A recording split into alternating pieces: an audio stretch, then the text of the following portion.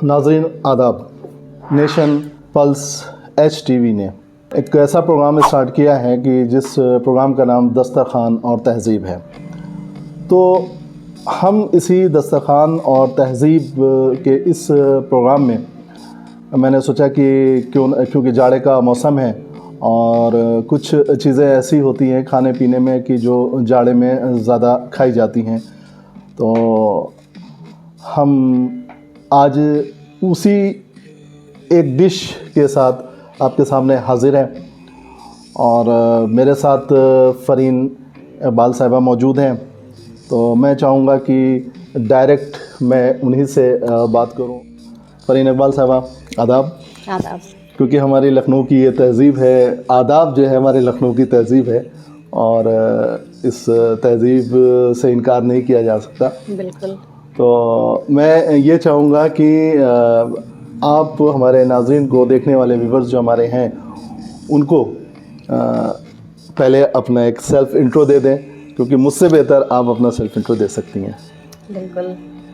तो आदाब नाज़रीन, और मैं हूँ फ़रीन इकबाल, बानी हूँ नवाबी ज़ायक़ा की। बानी कहते हैं उर्दू में क्यूरेटर को, बनाने वाले को।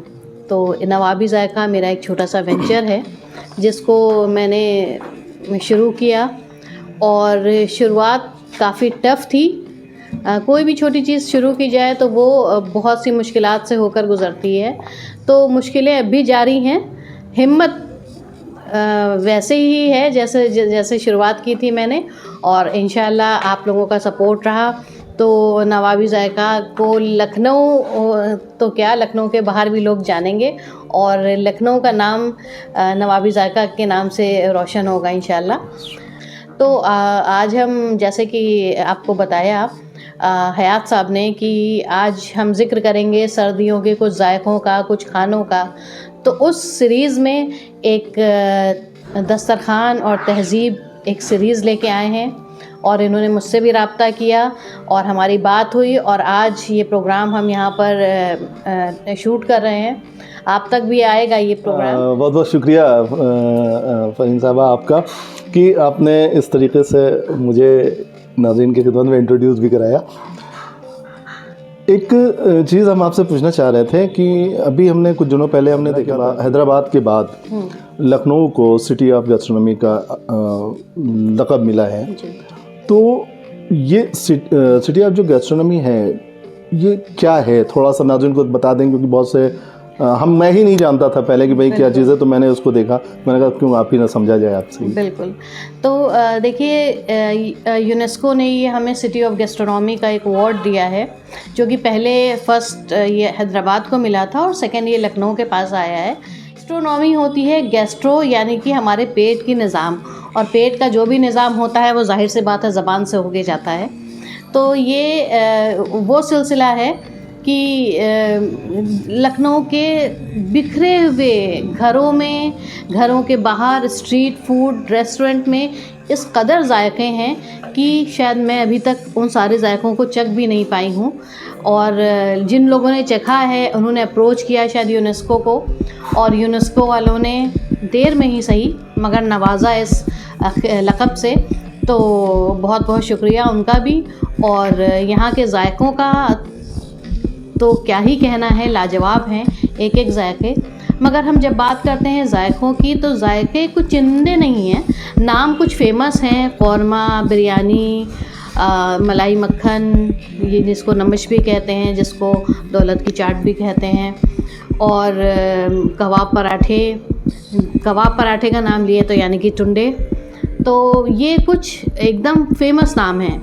मगर लखनऊ जो कि एक अवधी फूड को रिप्रेजेंट करती है, और लखनऊ के खाने, लखनऊ के घरों के जो खाने हैं उनके कुछ बहुत ही अलग, बहुत ही डिफरेंट जायके हैं। और वो जायके हम नवाबी ज़ायक़ा के थ्रू आप तक पहुंचाते हैं। और बस ये एक अवार्ड है जिसको पाके हम भी बहुत फ़ख्र से ये कह सकते हैं कि हम उस अभी तक तो हम ये कहते थे कि मुस्कुराइए कि आप लखनऊ में हैं, अब हम कहेंगे मुस्कुराइए कि आप सिटी ऑफ गैस्ट्रोनॉमी में हैं, जो कि लखनऊ है। तो बहुत खुशी हुई इस अवार्ड को मिलने के बाद, अच्छा लगा सुन के। मगर उन जायकों में हम अब तलाश कर रहे हैं वो जायके जो लखनऊ के घरों के जायके हैं। बहुत बहुत शुक्रिया नाज़रीन। देखा आपने कि मुझसे कहीं बेहतर तरीके से फ़रीन इकबाल साहिबा ने आपके सामने सिटी ऑफ गैस्ट्रोनॉमी को जो अवार्ड मिला उसको आपके सामने रखा है। फ़रीन इकबाल साहिबा, आप ये बताएं कि अभी हम बात करेंगे आज के उस पर, आपको ये जो खाने का जो शौक़ हुआ, पकाने का शौक़ हुआ, खाने, जाहिर से बात है, देखिए पकाने का शौक़ उसी को होगा जिसको खाने का शौक़ होगा। मैं भी पकाता हूँ क्योंकि मुझे भी शौक़ है। तो जो आपको खाने का पकाने का शौक़, जो आपको पकाने का जो शौक़ हुआ, ये आप हमारे नाज़रीन को थोड़े से लफ्ज़ बताएं कि कैसे आपको ये पकाने का शौक़ है। देखिए, पकाने का शौक़ तो बिल्कुल, अगर मैं सच बात बोलूँ तो बिल्कुल कभी भी नहीं था। हाँ, खाने की बहुत शौकीन थी, मैं अपने आप को फूडी कहती हूँ। और मैं कुछ चीज़ें हैं जिनसे मैं परहेज़ करती हूँ, अदरवाइज़ मैं हर तरह का खाना खाती हूँ और आगे भी हर तरह के जायकों को टेस्ट करना चाहती हूँ, जहाँ तक अभी मैं अप्रोच मैंने नहीं किया है जिनको। मगर ये खाना पकाने का कैसे सिलसिला शुरू हुआ, तो ये तब से शुरू हुआ जब हम डंडे के ज़ोर पे हमें सिखाया जा रहा था, क्योंकि एक फ़ीमेल हैं, एक गर्ल थे, तो जाहिर सी बात है हमारे घर में जो अम्माएँ होती हैं उनका स्कूल के बाद जब आप कॉलेज में आते हैं तो एक ये होता है कि आप घर के निज़ाम को भी समझिए, घर के बावर्ची खाने को समझिए, घर को कैसे मैनेज करते हैं उसको समझिए। तो उसी सिलसिले में हमारी भी ड्यूटी लगा दी गई थी कि एक वक्त का खाना आपको पकाना है। शुरुआत इससे हुई कि 2 लोई छोड़ दी जाती थी जब रोटी बनाई जाती थी, और वो 2 लोई आखिर में हमको बनानी होती थी, और वो रोटी जैसी भी पकती थी वो हम ही को खानी होती थी। तो यहाँ थोड़ा सा पूछेंगे, तो वो जो 2 रोटी बनती थी तो वो किस शेप में बनती थी? क्योंकि जब हमने भी रोटी कभी एक बार जब शुरुआत में बनाई थी तो उसका तो बता नहीं सकते उसमें कितने नोकें हुई थी, तो आपकी कितनी नोकें हुई थी उसमें? नहीं, अल्हम्दुलिल्लाह नोकें तो नहीं हुई थी, क्योंकि शुरुआत से गोल रोटी खाई थी। हाँ, ये ज़रूर था कहीं पर मोटी थी कहीं पर पतली थी, मगर रोटी तो लगभग गोल ही हो गई थी। और अब तो बेलन पटरे का है ज़माना। मैंने तो जब स्टार्ट किया था तो हाथ से स्टार्ट किया था, हाथ से थपक के रोटी बनाई जाती थी, और वो उल्टे तवे पे हमारे घर में पकती थी रोटी, तो उसी पे पकाना शुरू किया था। ये तो अब खुल के आ गए हैं जो बेलन पटरे पे बनते हैं और तवे पे सिकते हैं 10 बने से आग के उस पे। पहले रोटियां आग पे डायरेक्ट सेकी नहीं जाती थी, वो उल्टे तवे पे ही बनाई जाती थी, और वैसे ही रोटी हमने भी बनाना सीखी थी। तो खैर ये तो हो गई जब हमने शुरुआत की थी, जो कि डंडे के ज़ोर पे थी कि नहीं तुम्हें तो ये करना ही है। पहले 2 रोटी से शुरुआत हुई, 2 रोटी से शुरुआत होने के बाद फिर आ गया एक वक्त का खाना आपको करना है, पूरा आपके ज़िम्मे है। कभी नाश्ता हुआ ज़िम्मे, तो कभी दिन का लंच हुआ, तो कभी डिनर हुआ।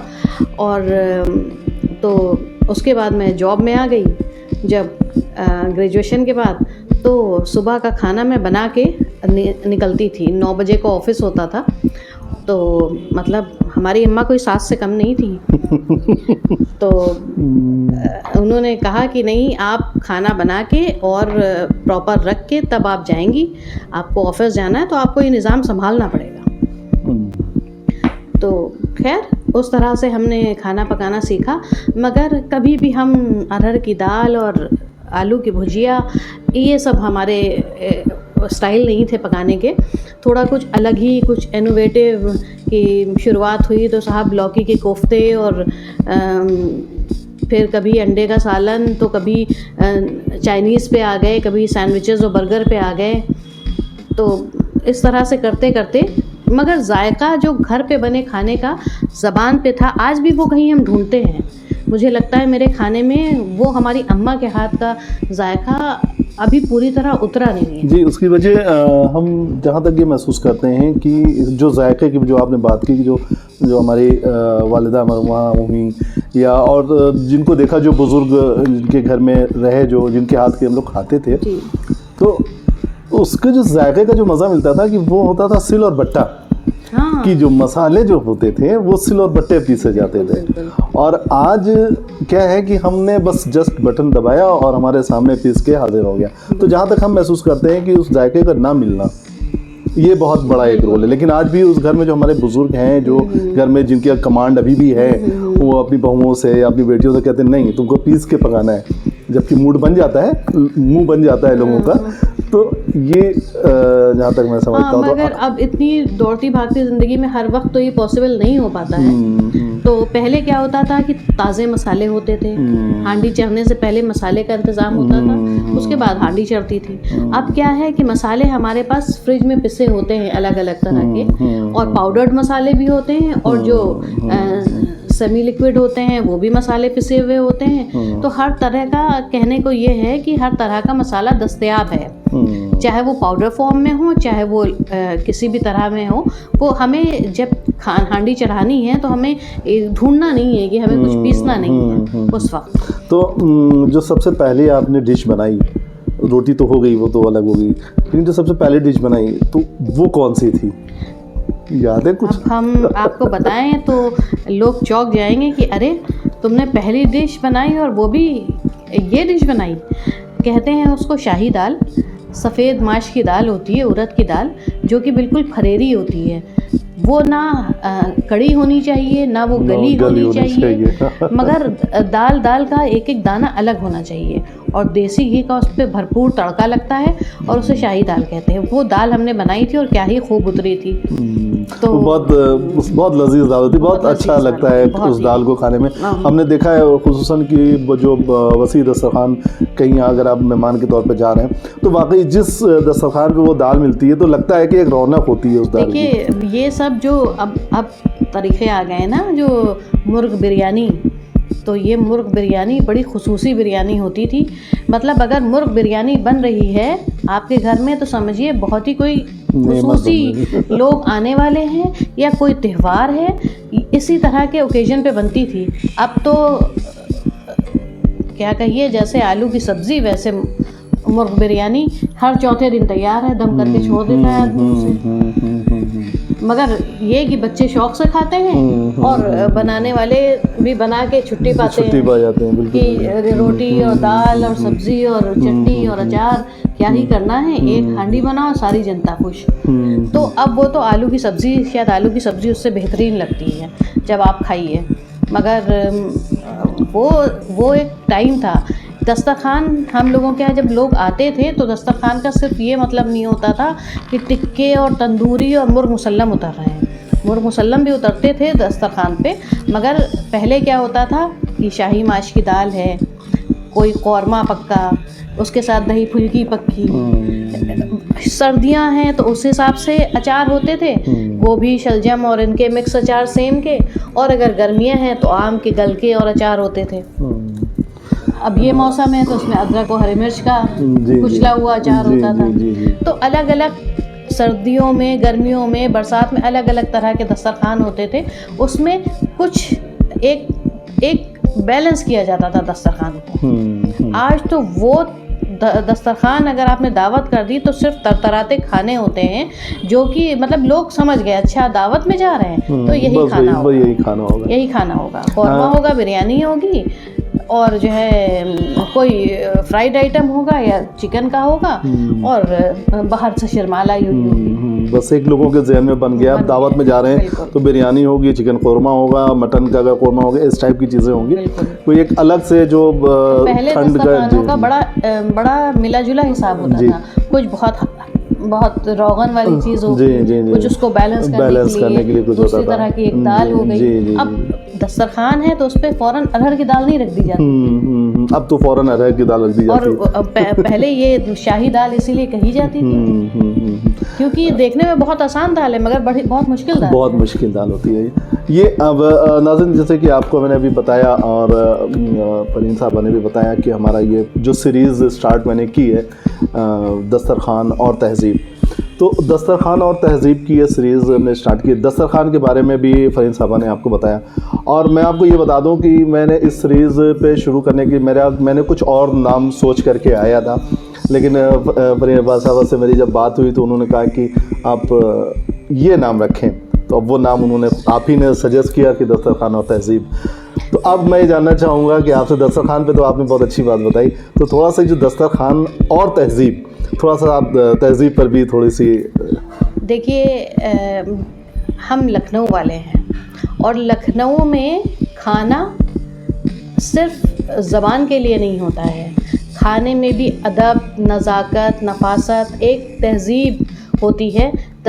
खाना जब पकता है, पकाया जाता है, उसके बाद जब तक वो दस्तरख़्वान पे आता है तो दस्तरख़्वान पे बैठने के आदाब होते हैं कुछ, उस तरह से उस पे बैठा जाता है। अब तो खैर से डाइनिंग टेबल्स हो गई हैं, तो उस पे आइए, खींचिए चेयर और बैठ जाइए। मगर जब अक्सर हम लोग के घरों में फ़र्श वाला दस्तरख़्वान भी लगता है, जब ज़्यादा लोग होते हैं तो उस पे कुछ अदब होता है, उस पे बैठने का कोई एटिकेट्स होते हैं। हम लोगों में जब तक के दस्तरख़्वान पे बैठते हैं, बड़े आ जाते हैं, बैठ जाते हैं, बोला नहीं जाता है। अब तो आप क्या होता है कि खाने के साथ साथ बातचीत भी हो रही होती है, जबकि ये तरीक़ा नहीं था। आज भी देखा जाता है तो बहुत से घरों में, बहुत से लोगों में जहाँ पे बुजुर्ग लोग हैं हमारे साथ, उनका साया हमारे सर पे है, मगर अब तो वो भी मना करते हैं इस बात बुरी बात, मतलब क्योंकि आप खाना खा रहे हैं ना, तो आपके डिफरेंट टाइप के एंजाइम्स और हार्मोन्स रिलीज़ हो रहे हैं, वो जो कि आपको खाने को डाइजेशन के लिए इम्पॉर्टेंट है। अब क्या होता है, अच्छी बात, बुरी बात, टेंशन की बात, हर बात उस दस्तरख़्वान पे जब कर दी गई तो वो आदमी कहीं पे पैनिक हो गया, कहीं पे उसको गुस्सा आ गया, कहीं पे वो खाना पटक के भाग गया। होता ही तो भाई, अब तो बड़े डिस्कशन जो है वो डाइनिंग टेबल पे डिस्कशन हो रहे हैं, तो ये सब चीज़ें। तो अब उसमें अगर बड़े बैठे हैं तो बोलना नहीं है, शुरुआत खाना निकालने की बड़े ही करेंगे, और जब कोई जो छोटे निकाल रहे हैं वो इंतज़ार करेंगे कि बड़ा जब खाना शुरू कर देगा उसके बाद हम खाना शुरू करेंगे। और भले ही आपको थोड़ा सा खाना है, मगर वो इस अंदाज़ में खाना है कि सबको लेके चलें। ये नहीं आपने खाना खा लिया, आप हाथ झड़ करके बैठ गए और उठ के चले गए, बिल्कुल भी नहीं। हमारे यहाँ ऐसा नहीं होता है।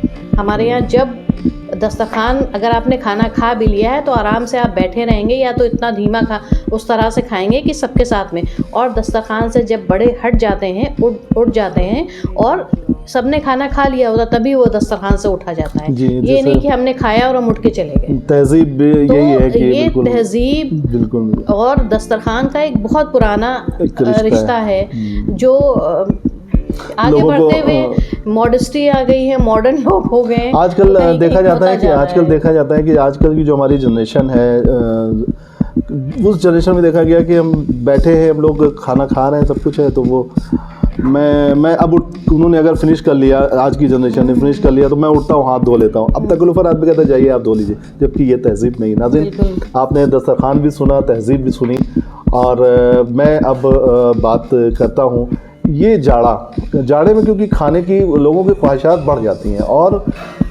एक इंतज़ार करते हैं लोग कि जाड़ा आए और अच्छी अच्छी चीज़ें खाएं, जिसमें से रोगन चीज़ें लोग ज़्यादा टूटते हैं रोगन चीज़ों पे खाने के लिए।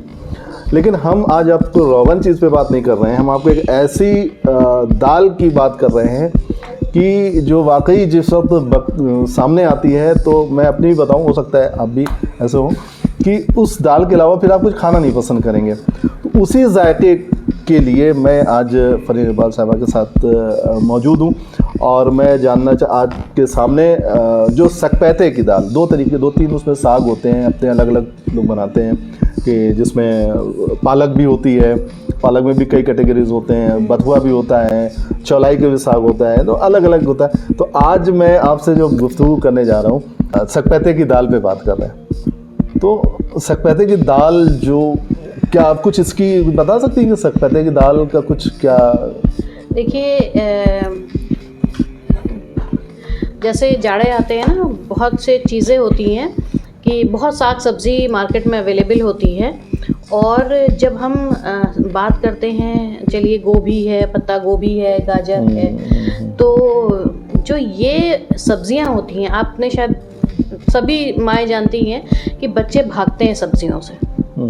तो मेरा अपना तो यही मानना है कि ये जो दाल में साग पड़ना, गोश्त में साग पड़ना, अचार सब्जियों के बनना, ये सब टेक्निक्स थी, तरीक़े थे बच्चों को सब्जियां खिलाने के, माओं के तरीक़े, कि मेरा बच्चे के पास हर विटामिन, मिनरल ये सब पहुंच जाए। क्योंकि माँ तो चाहती है ना कि वो, अब बच्चे तो क्या चाहते हैं, ये आजकल के जो बच्चे हैं वो तो चिकन चाहिए, बर्गर पिज्ज़ा चिकन इन पे बेस्ड हो गए हैं। पुराने थे तो वो पराठे पूड़ी ये सब खाते थे, या हम लोग के ज़माने में दाल चावल बच्चे मतलब दाल चावल। तो अब हमारा भी एक टाइम था कि खाने में जब बहुत छोटे थे तो मेरी मदर थी, देखिए जब हम बात किसी भी चीज़ की करते हैं तो बिना स्टोरी के कोई बात पूरी नहीं होती है ना। हर चीज़ के पीछे एक छोटी सी स्टोरी छुपी होती है,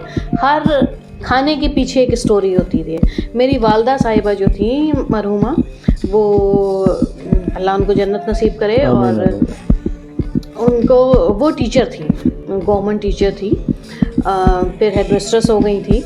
तो उनकी जो और साथ में टीचर्स उनकी थी, तो उनमें एक क्रिश्चियन थी आंटी, मैरल आंटी। तो उनका घर वहाँ से पास था, डालीगंज चर्च। तो उनका घर पास था, डालीगंज में मम्मी का स्कूल था। तो जब इंटरवल होता था तो वो अपने घर जाती थी। तो मम्मी मुझे ले गई होती थी छोटी में, 2-3 साल की, 4 साल की। और जब नहीं भी, जब स्कूल भी जाने लगी तो भी जब छुट्टियां होती थी हमारी, तो गवर्नमेंट स्कूल में तो इतनी छुट्टी होती थी, मम्मी अपने साथ ले जाती थी। तो वो जब अपने घर जाने लगती थी तो कहती थी चलो तुमको दल्लू चवल्लू खिलाते हैं, दल्लू चवल्लू खिला के लाते हैं। और उनकी बेटी थी शालिनी, बड़ी थी हमसे, तो कहने लगी चलो शालू भी होगी घर पे और चलो तुम दोनों को खिला के लाते हैं। तो वो जाती थी और आधे घंटे में हम लोग को खिला के वापस आ जाती थी, या फिर वो अगर हम नहीं गए तो टिफिन में पैक कर लाती। तो वो बचपन में एक टाइम तो दल्लू चवल्लू पे जिंदगी चल गई। तो अब आजकल के बच्चे हैं वो सब्ज़ी से भागते हैं, ये सब्ज़ी नहीं, वो अगर कोई खा भी ली तो अच्छा, कोई पसंदीदा सब्ज़ी है, किसी को भिंडी पसंद है तो किसी को गोभी पसंद है। तो मगर सागों से अभी भी हर कोई भाजता है। तो ये साग, और हमारे घर में सकपैता जो बथुए का या पालक का पकता है वो थोड़ा डिफरेंट तरीके से पकता है कि आप एक पत्ती भी उसमें से नहीं निकाल सकते हैं, इस तरह से। मैं अभी आपसे यही बात पूछने जा रहा था कि जो हम लोग सकपैते की दाल खाते हैं, सबके अपने अलग अलग तरीके होते हैं पकाने के। घर में मैं भी पकाता हूँ, मैं तो तोड़ ताड़ करके मतलब पका लेता हूँ मैं भी थोड़ा, तो डाला और उसमें फिर दाल डाली और अदरक डाली और सब डाल वाल करके कर दिया। लेकिन मैं जानना चाहूँगा आपसे, क्योंकि नाज़रीन देख रहे हैं, कि आप ऐसा तरीका बताएं कि जो जिसको खाएं, अगर बच्चे भी खाएं तो वो भी बहुत मज़ा लेकर के खाएं। नाज़रीन को तरीका होता है। तो हमारे यहाँ क्या होता है, बथुए को या बथुए का सकपैता पक रहा है, आज हम बथुए का सकपैता पका रहे हैं। तो बाकी बथुए का सकपैता है या पालक का सकपैता है, जो भी साग, 2 ही तरह के हमारे यहाँ सकपैते पकते हैं। तो जो भी साग इस तरह का पकता है उसको क्या करता है, उसको साफ़ करके धो के पीस के और सफ़ेद उड़द की दाल में डाल के पका दिया जाता है। बाकी उसके में अदरक, हरे मिर्च, नमक, ज़्यादा उसमें कुछ जाता नहीं है, उसका अपना एक नेचुरल टेस्ट होता है। बथुआ हल्का सा नमकीन टोन पे होता है। अगर आप कभी भी सागों को देखिए, सागों में आप नमक बहुत हिसाब से डालना पड़ता है। बिल्कुल आपने सही कहा। एक बार जब मैंने बनाया था, मैं उसमें मैंने अपने अंदाज से नमक डाल दिया था, और जब मैं खाने बैठा हूँ तो खा नहीं पा रहा था। वो कोई भी साग होता है वो उसमें ऑलरेडी अपने आप में नमक होता है, उसकी एक खुसूसियत होती है। तो सागों में नमक बहुत हाथ रोक के डाला जाता है, क्योंकि अगर ज़रा सा ऊपर नीचे हुआ तो आपका हांडी खराब हो जाती है। तो बस उसमें कुछ भी नहीं पड़ता, अदरक, हरे मिर्च, नमक डालिए और पकाइए। सबसे इम्पॉर्टेंट होती है उसका बघाड़ना, यानी कि उसका तड़का। तो उस तड़का से ही उस सकपैते में जान आती है। तो हमारे यहाँ तो बथुए को और पालक को पीस के पकाया जाता है, और एक एक दाल पे वो पूरा अच्छे से बथुआ और वो मिल गया होता है। तो आप या कोई बच्चा भी 2 पत्ते भी उसमें से निकाल के अलग नहीं कर सकता है कि मैं इसको कर दूं और किसी तरह जो डंडे के जोर पे खिलाया जा रहा है तो थोड़ा थोड़ा दाल समेट के खा लो। वो बिल्कुल घुला मिला सा होता है कि उसमें से कुछ अलग नहीं किया जा सकता है। तो पूरा पोषण आपको साग का मिल जाता है। और बथुए के साग बहुत ज़्यादा उसमें आयरन होता है, फाइबर बहुत होता है उसमें, आपके पेट के लिए और उसके लिए तो बहुत मुफीद है। देखिए हेल्दी पॉइंट ऑफ व्यू से आप किन किन चीज़ों में बेहतर है, कुछ आप बता सकती हैं? देखिए मैं एक साइंस स्टूडेंट हूँ, तो अरे वाह, तब तो बहुत अच्छा है। कॉन्स्टिपेशन, अगर आपको पेट का कोई भी मर्ज़ है, बेहतरीन दवा है, आप बथुआ खाइए। और बथुए को पकाने के बहुत से आसान तरीके हैं, जिस भी फॉर्म में आपको समझ में आए उस तरह से खाइए। और हम एक आपको और भी तरीका बता देते हैं, उससे अलग है।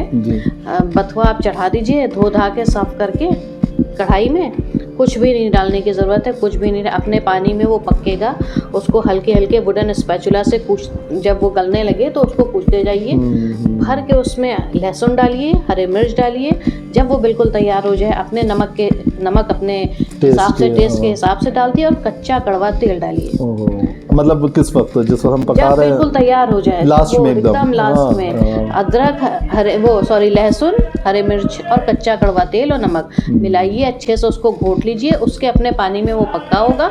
और दाल के साथ में, या मोटी, इस वक्त जाड़ों में आपको ये मोटा अनाज की रोटी खाई जाती है, उस रोटी के साथ खाइए, क्या ही जायकेदार लगेगा। मोटा अनाज मतलब ये कि बाजरा, जौ, चना, और आपके मक्का, ये सब अनाज इस मौसम में बहुत खाए जाते हैं। और सबको पता है, लखनऊ में जो रहते हैं और जो जायकों से वाकिफ़ हैं, उनको पता है लखनऊ में जोड़ होता है खाने का। हर चीज का एक जोड़ है, अपना पेयर है उसका, पेयर है कि इसके साथ ये चीज अच्छी लगेगी, इसके साथ ये चलेगा। ऐसे सकपैते के साथ बाजरे की रोटी बहुत ही बेहतरीन लगती है। ये किसके साथ अच्छी, वो जो मक्के की जो रोटी होती है? देखिए, मक्के की रोटी वैसे तो जो है उसका पेयर बहुत ही बेहतरीन है, सरसों के साग के साथ है। मगर हम लोग मक्के की रोटी और भी चीज़ों के साथ में हेल्दी पॉइंट ऑफ व्यू से भी मतलब अवॉइड करते हैं नॉर्मल आटा खाना। तो इस तरह से, तो देखिए, खाना बनाना होम साइंस, पाक कला। तो खाना हर कोई बना लेता है, मगर खाने में जायका तभी आता है जब वो आप उसको दिल से बनाइए। उसमें आप सब कुछ डालती हैं। आप होम डॉक्टर हैं, खाने की डॉक्टर हैं। आपको पता होता है आम तौर पे कि इस खाने को हम कब बना रहे हैं, किस वजह से बना रहे हैं, इसके क्या फ़ायदे हैं। बथुआ इस वक्त आता है और बथुआ इस वक्त पकाया जाता है, और बथुए की तासीर ये है कि वो गर्म होता है। तो इसलिए जाड़ों में की वो सब्ज़ी है। जैसे ये बथुआ और ये सब खाइए, उसके बाद एक देली गुड़ की खा लीजिए, हाजमा दुरुस्त है आपका। नाज़रीन, आपने अभी देखा कि हम लोग बात कर रहे थे बथुए के साग पे, और बथुए की तासीर भी आपने जैसे बताई कि गर्म होती है। तो जाड़े में अगर आप बथुए का साग खाते हैं तो वाकई गर्म भी होता है और आपको ठंड से बचाता है। एक बात मैं यहाँ पर आप लोगों के लिए एक मैसेज देता चलूँ कि बथुए का साग, जो लोग बहुत ज़्यादा ख़वातीन में देखा जाता है अक्सर कि बहुत ज़्यादा मेकअप करते हैं, अपने को जो चाहते हैं प्रेजेंट करना, रखना चाहती हैं, और खूब बहुत सी चीज़ें यूज़ करती हैं, आर्टिफिशियल चीज़ें, तो उनको आप आज के इस प्रोग्राम के ज़रिए मैं आपको एक मैसेज देना चाह रहा हूँ कि इस सीज़न में आप पानी कम मत करें, पानी ज़्यादा पिएं।